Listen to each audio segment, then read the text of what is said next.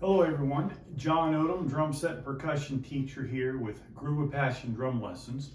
And today I'm going to go ahead and do a drum lesson. This is on a classic song from the 80s. I have a student who's working on this song. It's Never Gonna Give You Up by Rick Astley. Okay, and I'm going to just go ahead and say now that I am not going to redistribute this song in any way.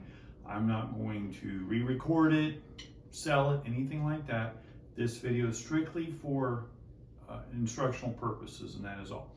So a couple of details about this song. Number one, the tempo is at 114 beats per minute. So I looked that up, and it's the term allegretto is used to describe this tempo. Italian words are used to describe both tempo and dynamics in music. And so allegretto means fairly brisk or fairly fast. So it's pretty quick tempo. The main groove for this song is a two-handed 16th note groove, okay?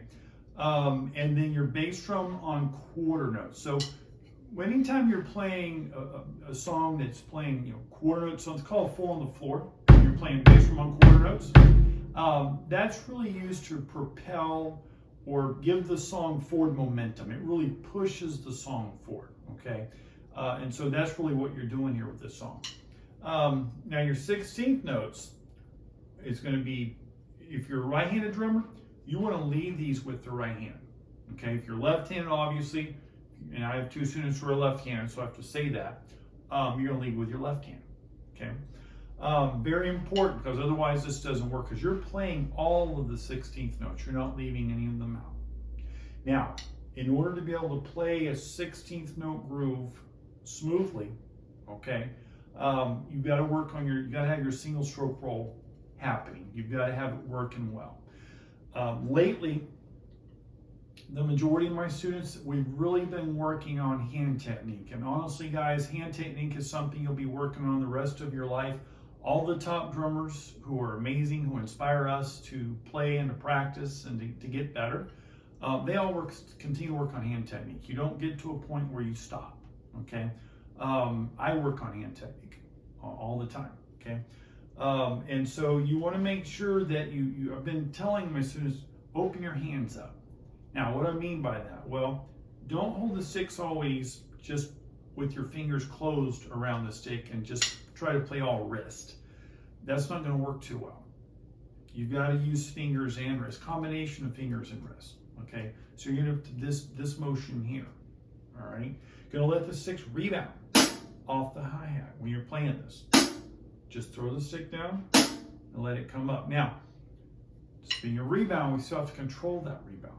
We don't want the sticks coming up too high, because when you start coming up, like if you start coming way up here like this, I've got a few students who do that, when they're playing a song with 216 notes, I have to keep reminding them, keep your sticks lower.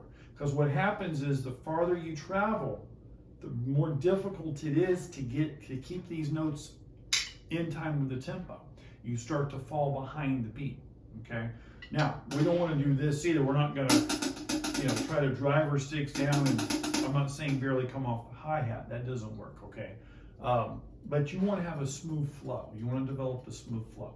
So the main groove for this song, again, bass drum on quarter notes, snare drum on 2 and 4, combined with the hi-hat 16th notes is going to be this groove here. 1 E and a 2 E and a 3 E and a 4 E and a 1 E and a 2 E and a 3 E and a 4 E and a 1. Okay? Now, another aspect of this groove that's very important, that really makes a huge difference in how it sounds and how it comes across in the song, and part of the the hi-hat gliss. The hi-hat gliss, the gliss sound, which is this here, that you hear all the time in all different kinds of music, really adds a lot of life and just really depth to music, okay, to your drum groove.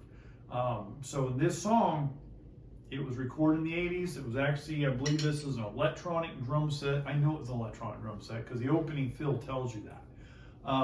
Then the gliss, you got to have it there. So in the intro, it's going to be played like this, okay?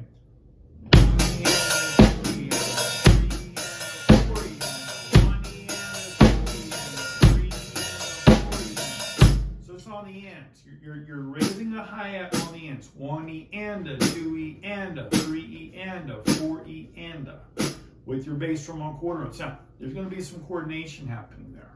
So you may have to slow that way down, okay? Get your hands and feet to work together, and then gradually build it up to tempo, okay? And then the groove can change, the glisses can change somewhat when you get to the verses and the chorus, or you just maybe play the gliss to lead in the and before this, like on one and, okay, the end of one, right before the snare hit on 2, and then on 3 and, right before the snare hit on 4, something like this. So you'd be playing half as many, okay, in each measure. 1 and, 3 and, 3 and, 4 and, 1 and, 3 and, 3 and, 4 and, something like that, okay? Now I have explained to my student who's working on this song that I like to give my students the opportunity to get creative. I mean, yes, we can play songs like the record, and we never depart very far from the original song. However, I don't force them to play exactly like the record because I want them to be creative. In other words, you could do something like this. You could play it, say, on the end of 2, right before 3, right? The bass drum on 3, and you know, you can move it around in the measure, something like this.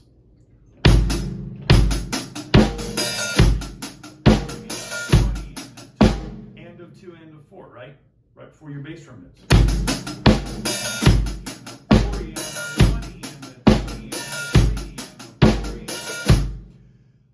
It probably is recommended. I would say, yes, it would be better to pick one pattern and probably stick with it, unless you're in a band and you're doing this as a cover song, and your bandmates might say, hey, you know what, man, why don't you move that gliss around some in the measure?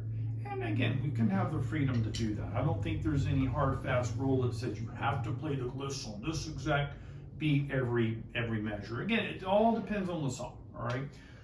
The opening fill for this song is interesting. It's fun. The song starts off, it's always cool to start when the drummer gets to start off a song. That's pretty neat. I looked it up. I listened to it several times, and it's electric drums, and for me, getting an echo, so it's hard to tell exactly what the drummer was playing there. So I looked up the sheet music, which is good. It's available. I didn't download it because you got to pay for that, but I was able to at least look up the transcription. So you rest on 1, okay? So it's 1 and, okay? And you come in on 2, 2, 3. Now 1, 2, 1, 2.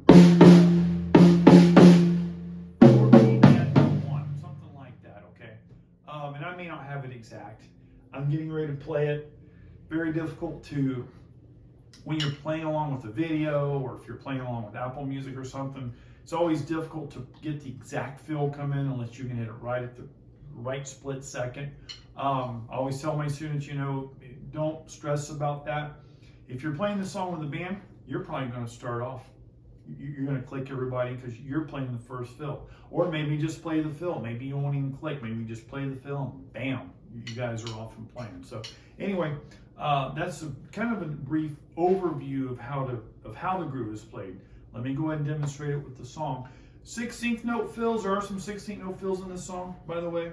You can either play those on the snare, you can move those around the kit. I'll do a little bit of both. Again, pretty much what you feel.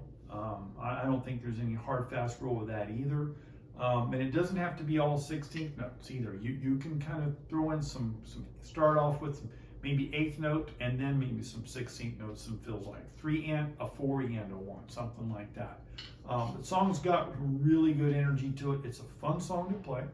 So let's go ahead and see what we can do with Never Gonna Give You Up by Rick Astley.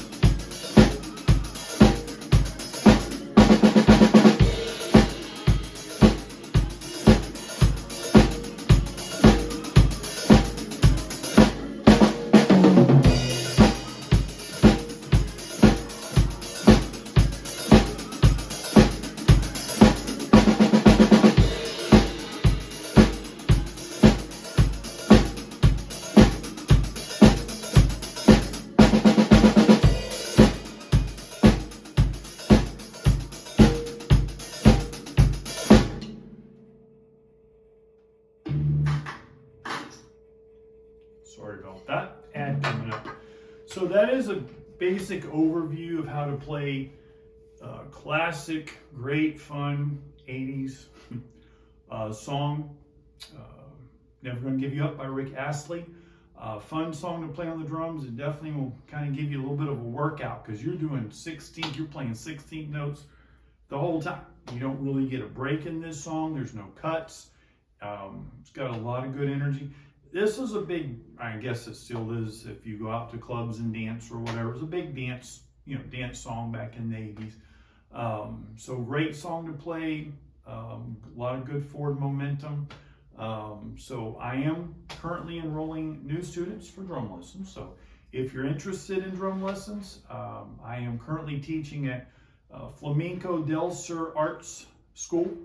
We are a flamenco dance and music school in close to Lake Nona, not too far. It's on Arcousie Road, just north of Lake Nona.